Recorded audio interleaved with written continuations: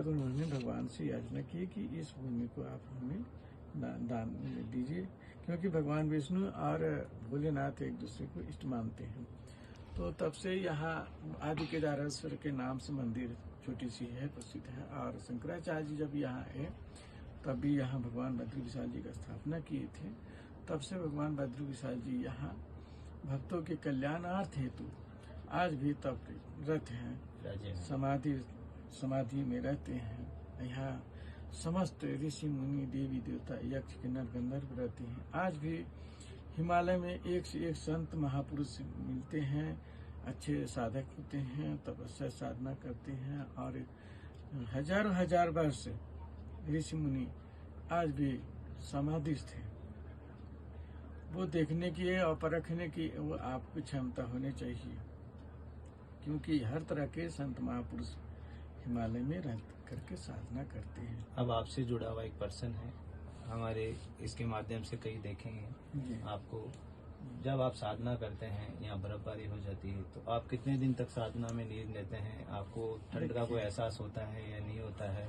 कैसे अनुभूति होती है, आप उसके बारे में थोड़ा बताएं। देखिए, कितने दिनों तक के करते हैं, ये हम क्या करते हैं, कितना करते हैं, ये सब गुप्त विषय है जी। संत महापुरुष जो होते हैं साधना कब किस समय करते हैं वो दिखावा नहीं करते हैं, क्योंकि दिखावा करेंगे तो वो फिर आगे बढ़ नहीं पाएंगे और न वो कर पाएंगे। साधना है, तपस्या है।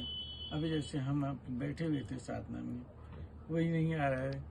अब ये क्या है, चैनल है, यूट्यूब में माध्यम है और डिस्कवरी जो भी है, मीडिया वाले आते हैं, चैनल वाले आते हैं, पत्रकार, वो क्या हमारा तो तपस्या भंग कर रहे हैं। एक तरह का प्रचार प्रसार करके हमारी तपस्या को छीन कर रहे हैं, मतलब बाधक एक तरह का होता है। जितना हमारा प्रचार प्रसार और लोग देखेंगे या लोग आना जाना शुरू करेंगे तो हमारी साधना ही, तपस्या ही भंग है, हानि है। तो संत महापुरुष गुप्त रूप से इसीलिए योगी जन होते हैं। संत महापुरुष जो साधना करते हैं वो गुफाओं में छुप करके और पहाड़ों में, जंगलों, घोर जंगलों में रह करके साधना करते हैं एकांत में, कि हमें कोई डिस्टर्ब ना करे।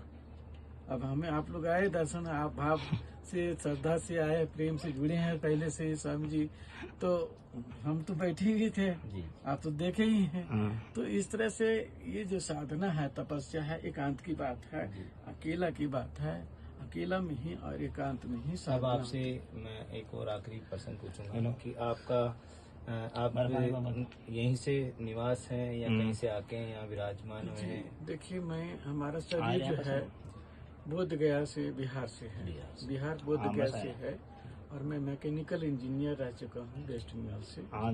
हमारा गांव सलैया गांव पड़ता है, गया से 80 किलोमीटर दूरी पे है। तो बैराग जब पिताजी एक्सपायर हुए तब हुआ बैराग, जब ज्यादा जी 2003 में दीक्षा हुआ, 4 में संस्कार हुआ महाकुंभ में उज्जैन में। अब 4 में होने के बाद नैनीताल से होते हुए हम यहाँ बद्री विशाल जी में आए, तब से यही हूँ। और महाराज को महामंडलेश्वर की उपाधि मिली हुई है जी। अच्छा, महामंडलेश्वर हैं आप, जुड़े हुए हैं जी। तो आपकी जो धर्म यात्रा है आगे बढ़ रही है और हम तो ये चाहेंगे जो भी यहाँ श्रद्धालु आए उन आपका आशीर्वाद मिले। बद्री विशाल जी का तो आशीर्वाद रहे, साथ में आपका भी आशीर्वाद उनको मिले और भक्त यहाँ आनंदित और प्रफुल्लित होके जाए। हम लोग अभी बात कर रहे थे, ये गुफा है महाराज जी की, ये देखिए आप गुफा, महाराज इन्होंने बड़ी तपस्या करी है 12 साल में बर्फ में रह करके ये साधना। और यहाँ बिल्कुल बद्रीनाथ जी के बिल्कुल सामने ये पूरा बद्रीनाथ दिख रहा है।